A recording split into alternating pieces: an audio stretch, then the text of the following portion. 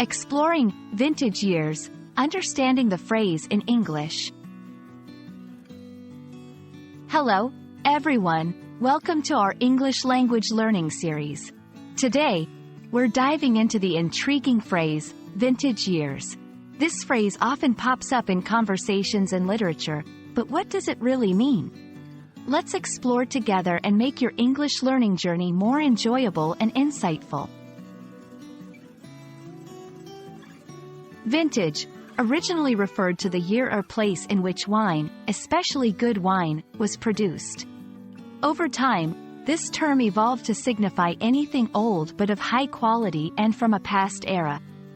When we talk about vintage years, we're often referring to a period of time in the past that was exceptionally good or remarkable.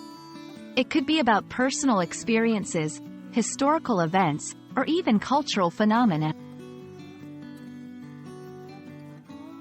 In modern usage, vintage years is a metaphorical term. It's used to describe a time period that was outstanding or noteworthy in someone's life or history. For example, a musician might refer to the 1960s as their vintage years if that was when they produced their best work.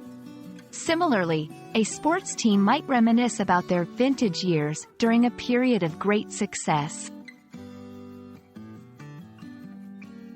To get a better grasp, let's look at some examples. 1. For the author, the 1980s were the vintage years, when all her best novels were written.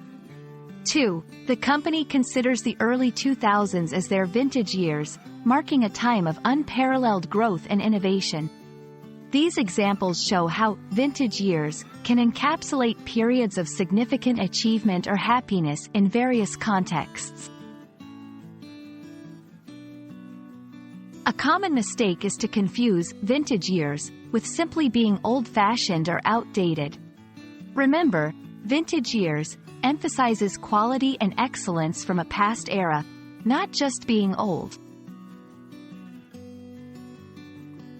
I hope this exploration of vintage years has added a new and interesting phrase to your English vocabulary.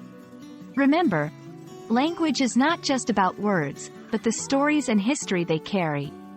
Keep learning, keep exploring, and let's make these our own vintage years of language learning.